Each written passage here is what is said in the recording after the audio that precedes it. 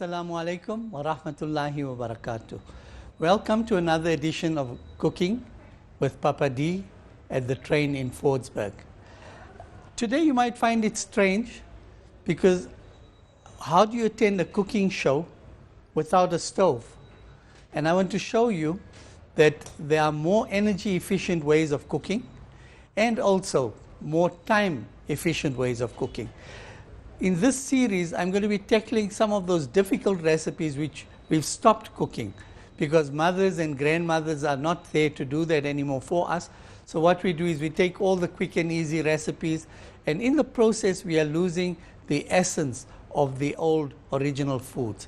So again, today we're going to be cooking some sugar beans. Sugar beans, you need at least 2 hours or more to cook them properly. So obviously once you get the 2 hours, when you just hear 2 hours, you say, forget about it, I'm not doing this dish. But I'm going to show you how you can do your sugar beans in the traditional Durban way, and then we're going to be serving this as a bunny chow. I've got in front of me here the coarse red chilies, mustard seeds, fine red chilies. I've got my dhana powder. I'm using tomato puree a little bit in this recipe as well. I've got my salt. So that's my garlic. I've got some whole jiru, a bit of sugar I'm going to add. I've put this particularly in a different bowl so I don't mix it up because I'm using 3 white ingredients here.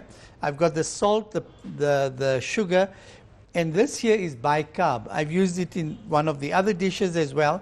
But in this dish, it is said to reduce the amount of gas in the beans. I've got some ginger garlic paste, and then that is my fine jiru here. In my fresh ingredients, I'm using 3 tomatoes, and I'm using 2 medium onions. I'll be using red and green chilies. You'll notice I use very little chilies on the show, particularly for those people who don't eat very strong food. So if you are one that obviously eats very strong food or you need it a bit more pungent, just feel free to increase the dosage of the chilies. So firstly, I want to get some oil in here. Not too much though, because I just need to braise some of the spices, and that'll be my whole cumin. I put in a teaspoonful of that, and then with it I'm going to put in about half a teaspoon of mustard seeds. You could put a little more if you like, and I'm going to wait for this to start braising. But while that's braising, I just need to chop these very roughly.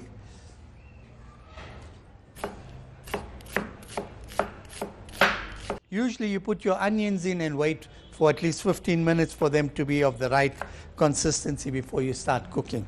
So now here I'm not really going to wait for all that to happen. So here we are. I'm quite happy with this. My mustard seeds have already started spluttering. I don't want them shooting out the pan, so I want to get on with the next ingredients. I'll put in about 2 spoons of ginger garlic paste.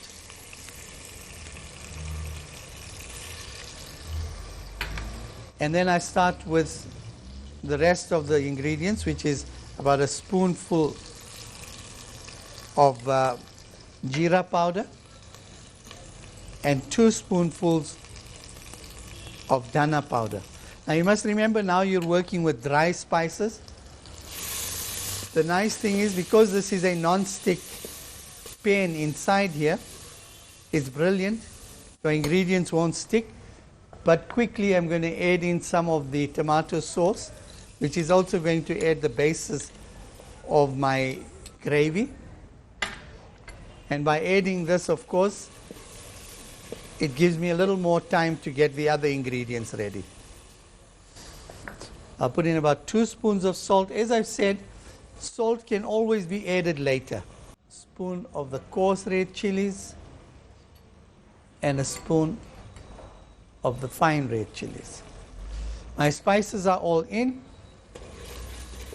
It's already forming a nice paste. getting the aromas of the spices coming through. But of course I don't want to leave that like that for too long. I'll leave my spoon in there and add the onions. I'm going to add in the curry leaves.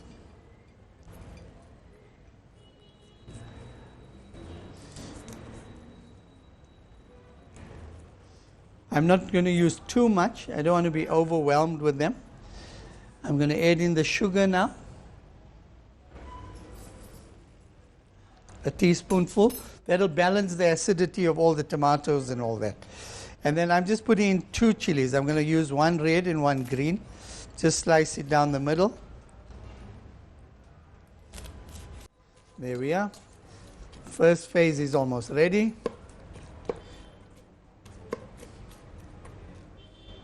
Add a little bit more oil.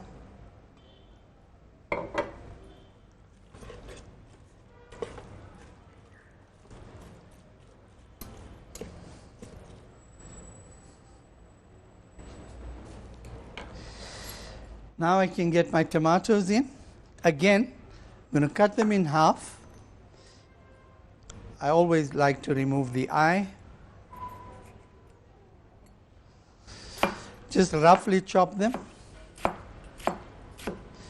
As I said, you don't need to worry about the tomatoes and all the other veggies, because by the time they're cooked in there, they're virtually going to dissolve. Right, there we are. I'm now adding my beans. There's 1.5 cups of sugar beans. They haven't been soaked or anything. I've just taken them fresh. So just sift through them and make sure that there are no impurities in there. I'm going to give it one more toss. Now I'm just more or less leveling it out, so it gives me an indication of how much food is in the pot. I've come really to the 4-cup mark or the 6-cup mark. I want to add at least to the halfway mark here where it says half. I'm going to add that much water in. As I said, the nice thing about this is if you want to change the consistency of your meal, you can always add that afterwards too. I don't want it too runny as well. That's why I'm going to put in about that much water and let it cook. Remember one more thing, that the beans, once they start cooking, they're going to expand. So the volume of the food here is also going to change. The nice thing about this machine is, unlike the conventional pressure cooker, you really are cooking, you are really just boiling your food under pressure. Now, with this one here, the good thing is that though you're cooking under pressure, all the moisture is retained inside. That's why I think with a normal pressure cooker, you'd almost use double that amount of water, because it will be displaced. It will be displaced by the machine during the cooking process. So here we are. I've actually cooked this for 45 minutes.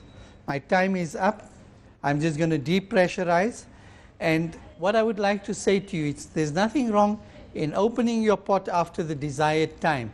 And if you're not happy with the consistency of the vegetables or the beans or whatever, you can obviously cook it for a little longer. There's no problem with that. My safety valve has dropped and I'm ready to open. You'll notice it's so easily opened. And there we are. Let's see the results of our labor. I'm absolutely pleased with the texture. As you can see, when we dollop it into the bunny chow, the water has virtually burnt out and all I have is a nice thick gravy. Let's see if the beans are done. Beautifully done.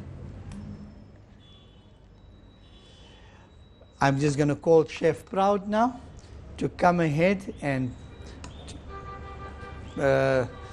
serve this meal. That looks nice. You can go ahead, and if you can now just present it for us. We've actually still got the cutout from the bread, and you can actually dunk it in here and have it as well. So that's your sugar beans that we've prepared today for you. and we hope you enjoy that. We've served it as a bunny chow, and that'll be all from us today. So from Chef Dino and Chef Proud, Assalamu alaikum wa rahmatullahi wa barakatuh.